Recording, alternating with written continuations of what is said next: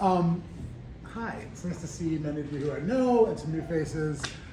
So my name is Rob Weinstock. I'm at the law school where I direct the environmental law clinic.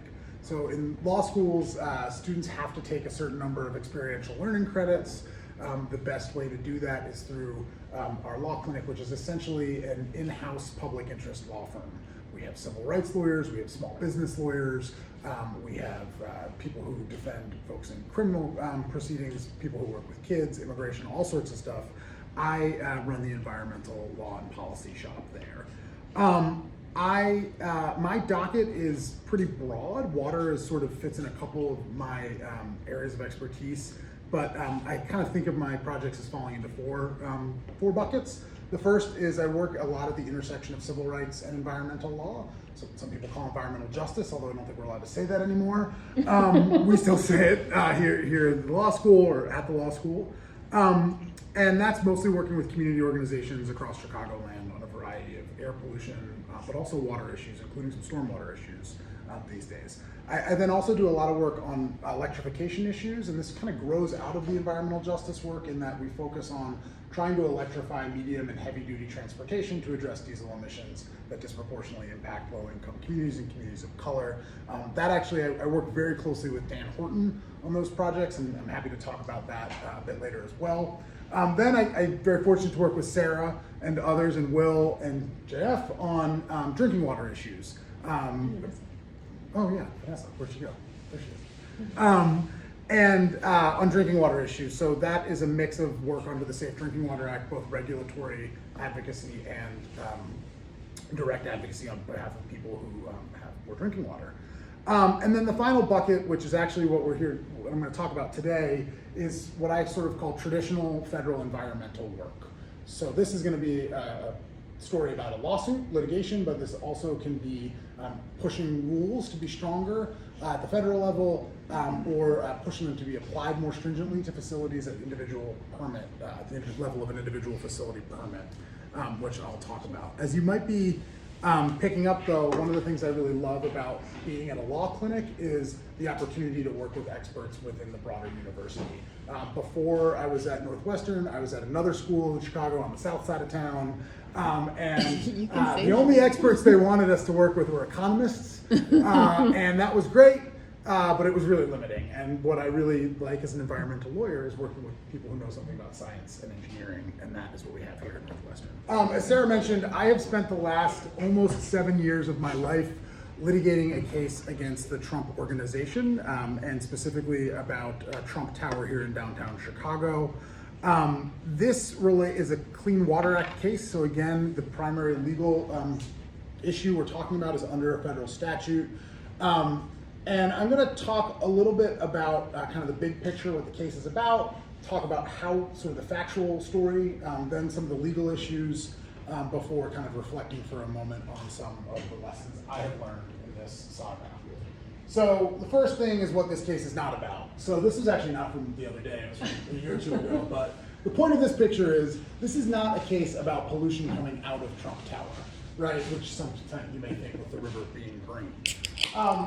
It's also not about me taking on Donald Trump. This was something my students found somewhere, which was great. They put it on a mug, which was nice. Well, I still characterize it as. Yeah, I mean, there's been a lot of media interest in this case because of the name on the building. Many of the things I'll tell you about how the litigation has gone has been atypical and strange because of the organization behind that name. But ironically, like the actual legal issues are not politically controversial at all. It has nothing to do with things the Trump administration, sort of in its first or second iteration, have done or are trying to do. It's really about something much wonkier, which is cooling water intake systems. This is a part of the this is governed by a part of the Clean Water Act. I don't know, how many of you are familiar with cooling water intake systems?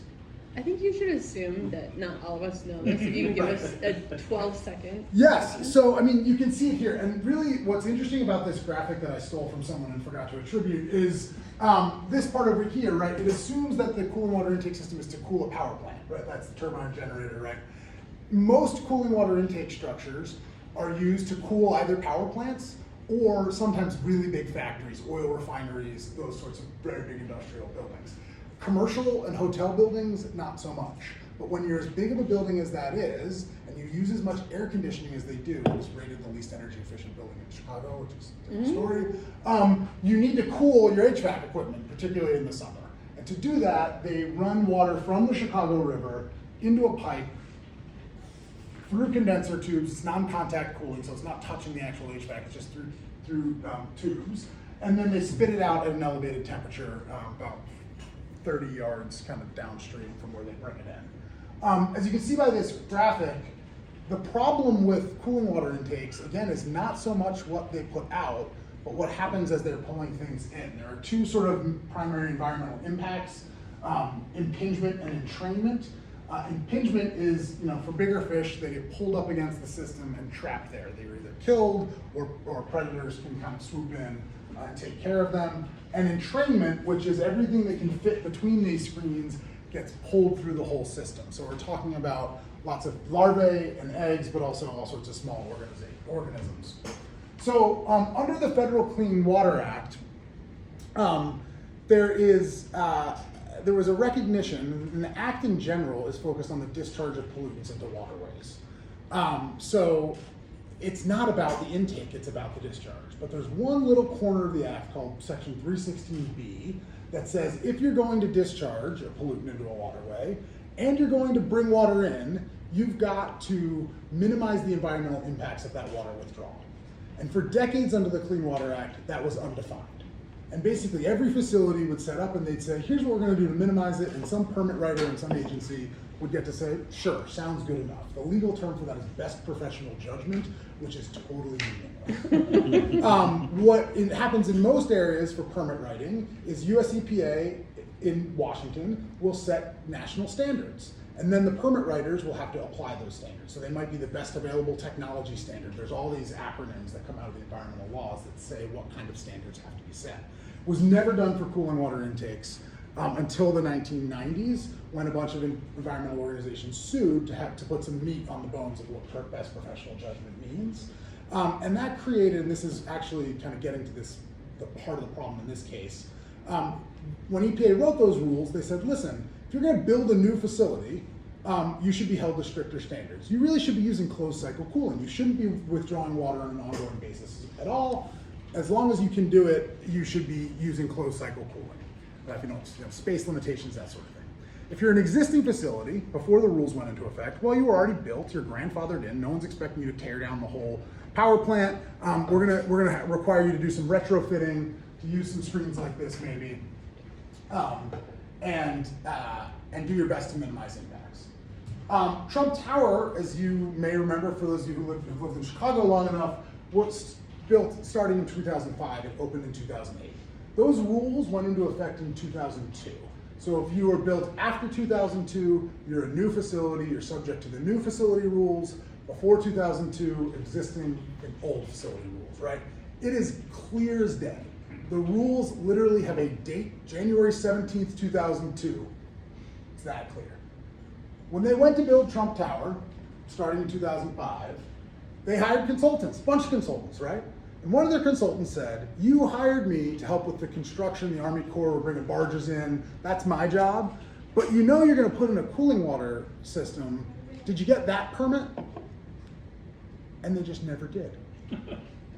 They just ignored the explicit direction of one of their construction consultants to do that. They just never did. Okay, so what happens next? For 5 years, they operate without any permit at all. So they'll bring water in, they're spitting it back out, no permit. Somebody's walking by the Riverwalk, actually on the south side, and says, something's coming out of that TrumpTower pipe, calls a citizen hotline.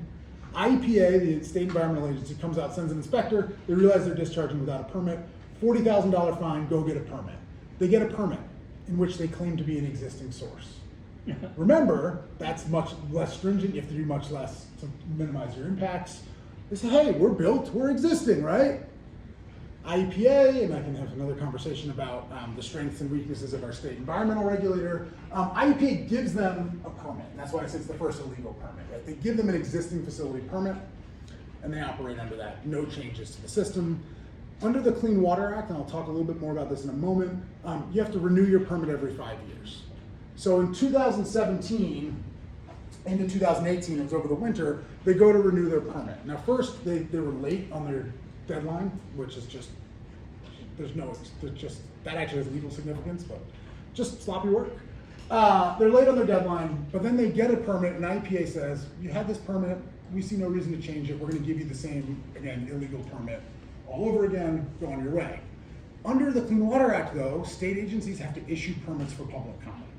And this is where folks at the Sierra Club actually read those permits when they go out for public comment. And they say, hey, is there something here? And they call a lawyer, that's me. And they say, hey, it's weird that TrumpTower is an existing facility permit. Like, I thought those rules went into effect a long time ago. That's a newish building. And we start doing the research and we realize this is what's happened, right? And so that's when we did something under the Clean Water Act, which is we sent what's called a notice of intent to sue letter that you send to a polluter and to the state agency and the federal US EPA, and you say, we think you're breaking the Clean Water Act. We're gonna sue you in federal court. You have 60 days to fix the problem. And the regulator, that letter basically says, you have 60 days to actually do your job, right? And so the way this works in many cases is then you go sue in federal court on the 60th day, right? If, however, the state or federal government picks up that case on the 59th day, as often the case, and files their own lawsuit, then we as citizen enforcers no longer can bring our own suit, but we can join that enforcement action. So that is what's happened in this case that's been going on for 7 years. I'm not going to bore you with all the sort of twists and turns in this litigation. I want to make a couple points for you about what's interesting about the legal issues on the way. So first, I talked a little bit about the Section 316B regulations already. If you are someone who works in engineering or in a technical field and you've heard the expression someone being grandfathered in, that's basically what this is, this new versus existing facility kind of distinction. Clean Water Act delegation and overfiling. The other thing I should say about the 316B rules before moving on is, again, they were only promulgated because environmental organizations sued EPA to force them to issue rules. This is something I'll talk about maybe in a minute, but there are different types of environmental litigation that require different types of expertise, right?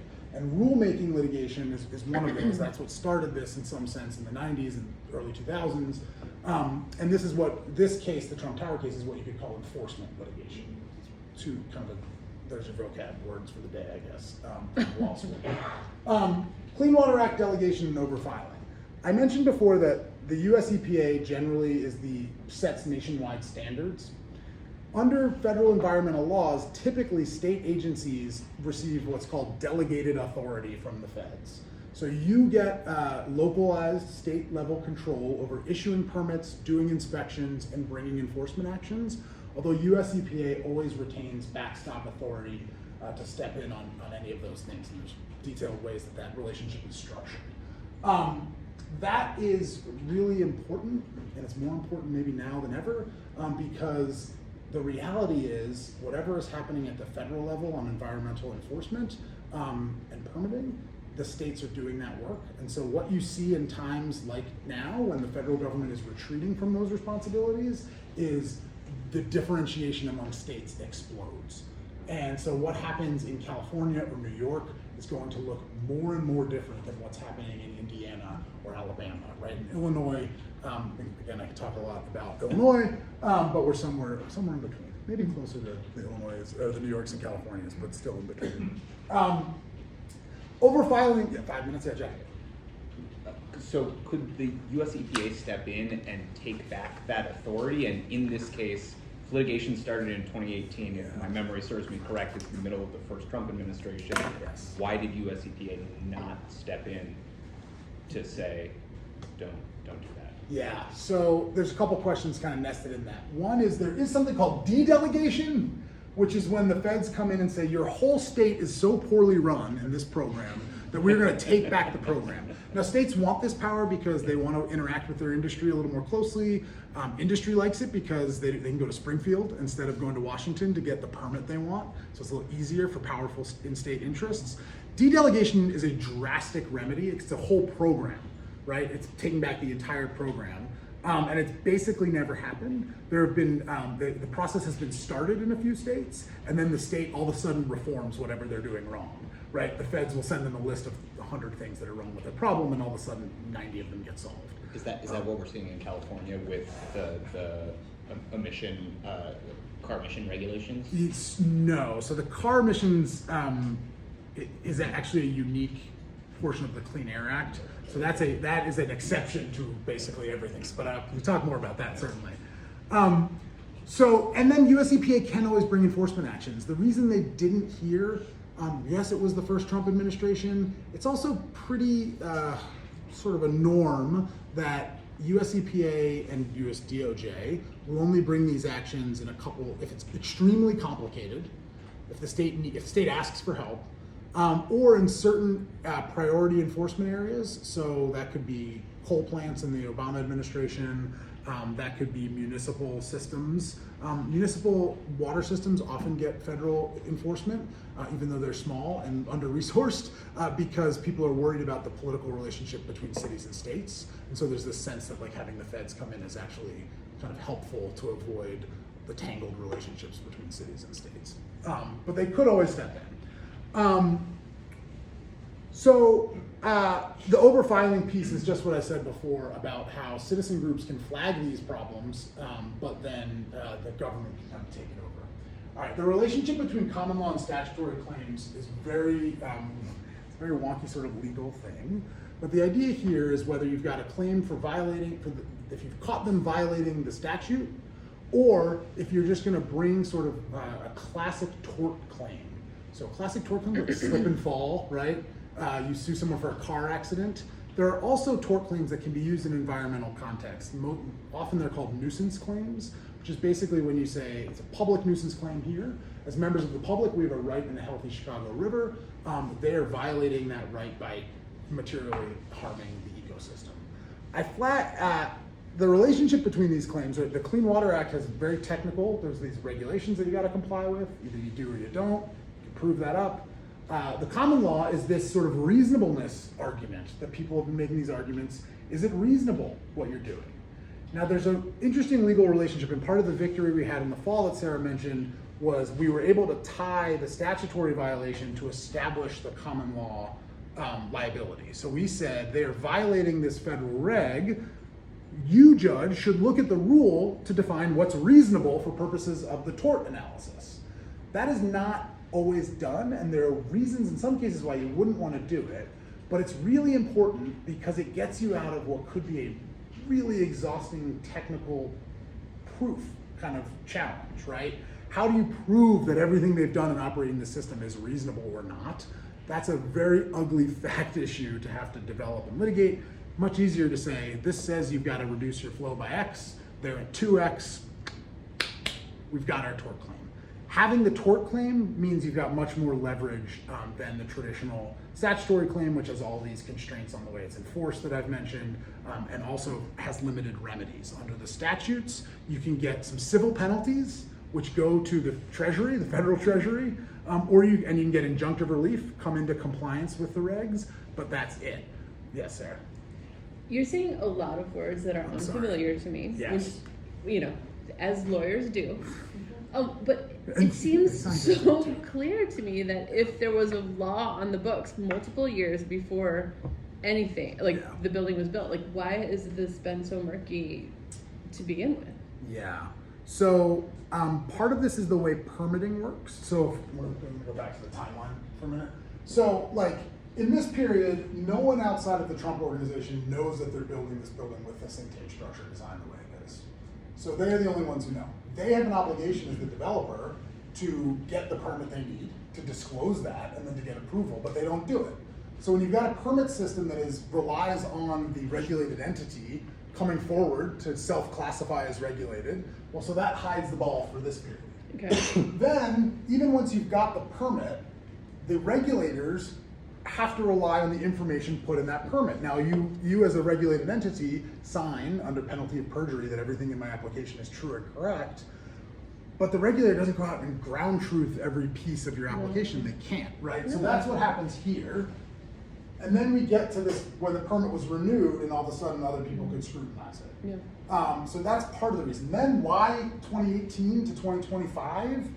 That is kind of where we get into the last piece of this, which is just what have I learned litigating against the Trump organization? I've learned a couple things, and this is maybe a good way to say it. Yeah, please. So there are definitely a lot of other companies involved in the design and construction of that. Yes. So there should be some professional responsibility involved. Did that come into play at all, or was it just totally forgotten? So it's interesting. There were, I mean, they had Skidmore SOMs, right? Yeah. Like, and they hire only the best, right? Of course. But then what they do is they hire the best to do very specific things under very limited budgetary constraints. And they, as the developer, kind of retain the backstop authority. So that's why I mentioned the Army Corps of Engineers consultant said to them, you need this intake permit, and they just ignored him. And we have, I got the chance to depose the VP in the Trump organization who was in charge of the development. And he just sort of said, yeah, he said that. I kind of thought he was going to follow up, and then a couple years later he died. But still, like the companies that are building the actual infrastructure who do it without having proper permits in place, that's a pretty serious issue for them. So generally, it's kind of, there's a whole area of law of construction law, right, where people push these liabilities around under contract. But basically, in any big development like this, someone is holding the bag based on the different contracts that everybody signs and the scopes of work that get attached to it.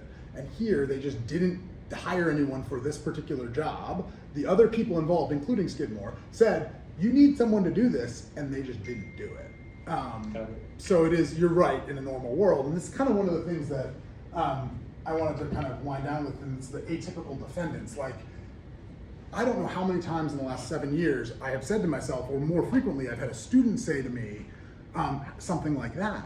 Like, if we do this, what are they going to do? Well, is this how someone normally reacts to this sort of thing? I'll give you an example. One of the questions here is how big of a civil penalty, how big of a fine should they pay for this decades-long violation? Well, one of the things you consider is how deep are the pockets, right? Because you got to know, $50 fine means a lot more to my kindergartner than it does to me, and whatever, right? So it's very typical for companies that are the defendants in these actions to turn over some basic financial information, disclose who the owner is. If you're a subsidiary of a massive multinational, the regulator is going to treat you like the massive multinational if you really are functionally the same, right? So we said, early in the litigation, 2019, disclose who owns the building and how much money do they have. And they refused to disclose the owner of the building. They forced us to go through an entire set of motion practice, all these briefs. We come to a judge and we say, Judge, force them to tell us who owns the building. Now, of course, Trump owns the building. Like, there's a web, I can show you. Can we have his tax returns? Well, yes, and so it turns out, Will, that I think that was part of what was going on, was they didn't want to disclose any of the books. And they wanted it to be forced, they wanted us to drag it out as long as possible. It's one of those times where students say, does someone really refuse to disclose the ownership of a facility? No one ever does that, but they do, right? I will say it did lead to probably one of my proudest moments as a teacher that I've had, which was, we had to brief that, we had to argue it in court. One of our students got to argue that motion. And at one point, one of their 25th argument against having to turn over the ownership of the building was that they had a constitutionally protected privacy right in withholding that information. Now that is pure fiction. There's just no basis for it at all. And so after this student gets through 40 minutes of arguing, the judge is asking all these questions, it's really, he says, I have to address the final argument in their brief where they argue they have a constitutionally protected privacy right. And our position, Your Honor, is that no such right exists, but if it did, it would have been waived by the 30-foot high letters on the side of the building. Which got a great laugh out of the judge, got us a quick ruling, and got us the information we needed. And again, it's a great story and a proud moment for me as a professor. But that was one way that it's a very atypical defendant. The way they went about construction, another way, it's just, you don't do it this way, right? There were a number of other ways that they've reacted to things along the way. Certainly as well. But for you all, I want to just focus on these first 2 points really quickly, and I know I'm way over time. Yeah, you got 1 minute. I got 1 minute, that's great. So the importance of scientific expertise at each phase, I figured you guys might want to hear about this a little bit. One, remember those regs that were promulgated years ago. That was done through scientific advisory bodies to US EPA. People were contributing their research to that to form those rules. It was done through notice and comment rulemaking. So when EPA goes to issue a new rule, they put it out for public comment, and lots of engineers and scientists submitted comments, and EPA adjusted the rules accordingly. Then in this case, so we actually work with an aquatic biologist out of England who is one of the world's leading experts on cooling water intake systems. He's worked all over the world. He helped write those US EPA rules, which was great. And he's helped us in this case. During the discovery phase of this case, so when they're sending documents and we're asking questions, we got all of the raw data from the flow meters that go in and out of the building. And he's looking at these, and he's looking at what's in their consultant's report, talking about what they need to do to comply with the law. The meters record in gallons per minute. The reports are in millions of gallons per day. Fine, you're dealing with bigger volumes, no big deal. But he's looking at these, and when we get the actual raw data, he's like, something's off here. And I actually at the time had a JD PhD student in the clinic who was a bio PhD student in JD. And she knew, so she could work with numbers and spreadsheets, right? So she worked with our aquatic biologist expert, and they just ran the conversions on all this raw data. And turned out they were just lying about the conversion. They were multiplying by 1,000 to get from gallons per minute to millions of gallons. Oh. Does anyone know how many minutes there are in a day? 1440. 1440, right? Half the people in this room could say that off the top of their head. So that was another great moment in court where we got to try to exclude that expert who did that work from trial on the basis of that there are 1,440 minutes in a day, right? So the importance of scientific expertise, and that relates to this last point, and I know I'm done, Sarah. Yeah, I'm gonna get the book. Litigation is a process of finding facts. It's not peer review. It's not people earnestly searching for truth in their own fields. It is adversarial fact finding. Yeah. It's terribly inefficient. It doesn't always work, but there are times it does. And that was an example of where this process of dragging information out of them, bringing our own expert to bear, led to that revelation. And I'll just end on the idea, Sarah kept saying, she said at least once, maybe in the flyer, that this was like we sued Trump and won or whatever. This case is not over. We won in the fall on the question of whether they had violated the law, whether they had created a public nuisance. That was done on the basis of the expert that we brought in, Dr. Henderson from very old England, using this litigation process to find facts and to find truth, because halfway through the case we were able to say, not only are you in a new facility, but you've been lying on these reports, and so that opened up a whole new front in the case. And then our ability to actually deal with these very atypical defendants, which I'm happy to talk about in more detail, but not now because Sarah's glaring at me. And so I'll maybe just end there, and I'm happy to take questions. Yes, So let's do it. appreciate Rob.